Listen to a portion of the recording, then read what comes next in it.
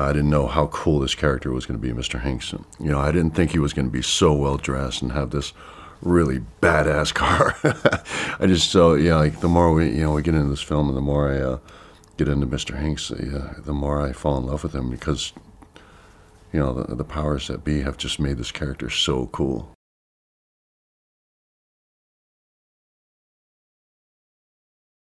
As far as getting ready for like the fight scenes and stuff, we did lots and lots and lots and days of training with the stunt team. Yeah, so that's I think a lot of people would they think that I would be familiar with a lot of that stuff with my history in martial arts and with professional wrestling, but it's actually something that's so completely different. It's something that's still a learning process for me.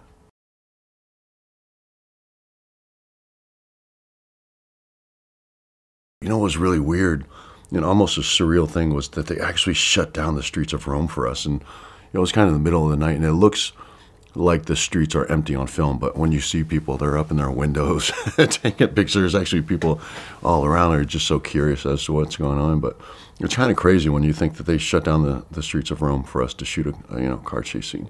It kind of, I don't know, it kind of gives you a perspective of how major this is.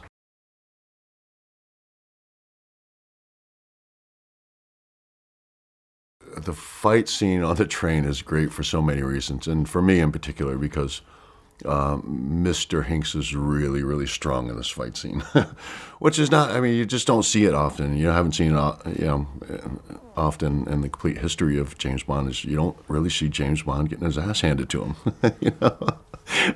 It just doesn't happen, but it does in this film.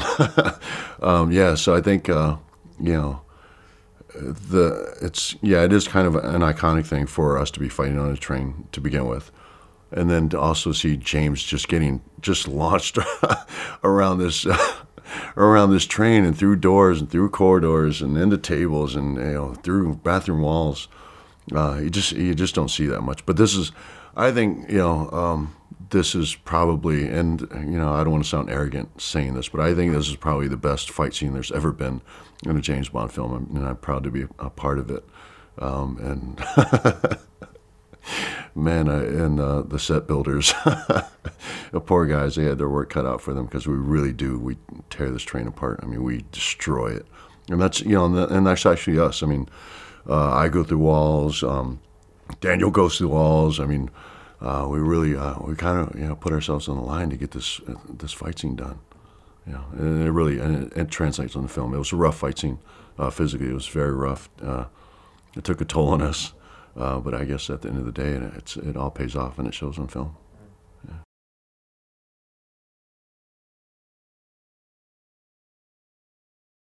I really got drawn back into James Bond films because of Daniel. So having said that, I was a bit of a fanboy. Even the first time I met him, I was a little starstruck, and but to see that he was so down to earth, and you always know, you really get to know a guy when you work out with him and train with him and see what they're willing to do and what they're willing to put themselves through. And when you see a guy like Daniel Craig, who's a huge movie star, who's just willing to come to the training room and just train, just like a regular guy, just like an athlete, man, just come in there and train and do it over and over and over, and not ask for a break, and not ask to sit down, and not say, I'm tired. But he actually wants to be there, and he wants to train. He wants to make sure this is done right. That just gives you a whole different, respect level for someone, especially a performer or Daniel, because he's at that level where, if he didn't want to be there, he doesn't have to be, but he just wants to, put in that extra effort to be there and make sure this is done right. So just have all the respect for him in the world. Hi, it's Valerie here with a little bit of love. Did you know the voice actors of Mickey Mouse and Minnie Mouse from the 1930s got married in real life? For this and more movie facts, click on more videos.